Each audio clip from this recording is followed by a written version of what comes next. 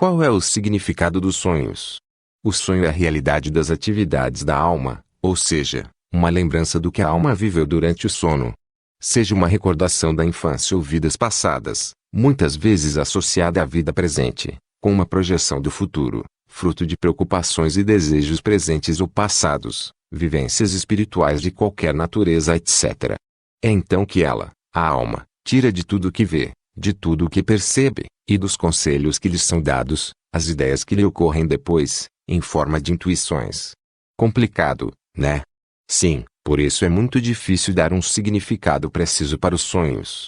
Quando estamos fora do corpo, por desdobramento, ficamos, via de regra, semiconscientes, sem noção exata do que ocorre ao nosso redor. Isso se dá por conta da falta de preparo ou nosso baixo desenvolvimento espiritual. Existem profissionais que fazem análises dos sonhos, porém é de suma importância que se faça com seriedade e responsabilidade. Muitas vezes estas análises trazem importantes informações que auxiliam no aprimoramento e autoconhecimento da pessoa.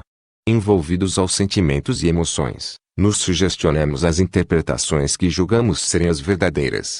Mas é muito difícil a interpretação dos sonhos porque, em desdobramento, não é nosso cérebro físico que registra as experiências fora do corpo.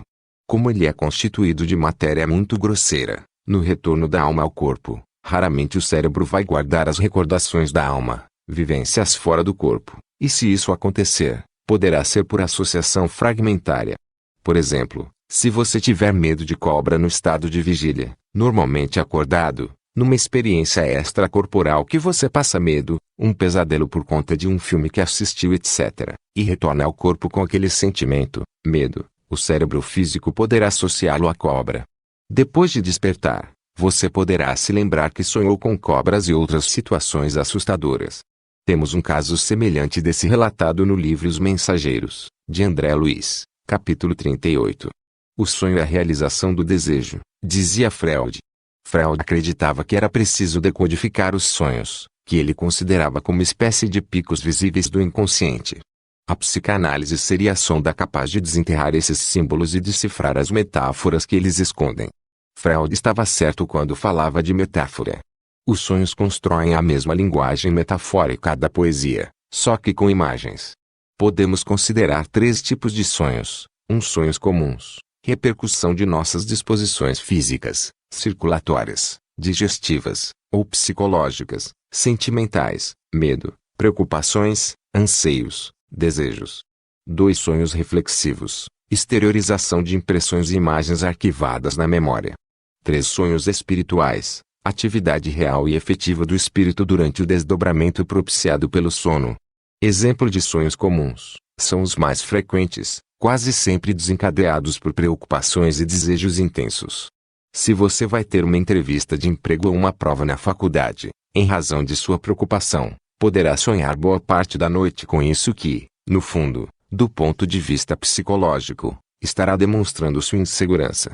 Nesses casos, é pequeno o afastamento da sua alma do seu corpo, e envolta por aquelas cenas fluídicas criadas pela sua própria mente, julga estar vivendo algo real, indo mal na prova ou se complicando na entrevista. Encontros com encarnados e desencarnados nos sonhos. Durante o sono o espírito se distancia do corpo físico, mas não fica inativo. Neste momento o encontro com entes queridos é possível da mesma forma com desafetos, de acordo com o pensamento que nos liga uns aos outros por vários motivos. Nos sonhos espirituais a alma, desprendida do corpo, exerce atividade real e efetiva no plano espiritual, facultando meios de nos encontrar com parentes, amigos, instrutores espirituais, inimigos ou desafetos, desta e de outras vidas.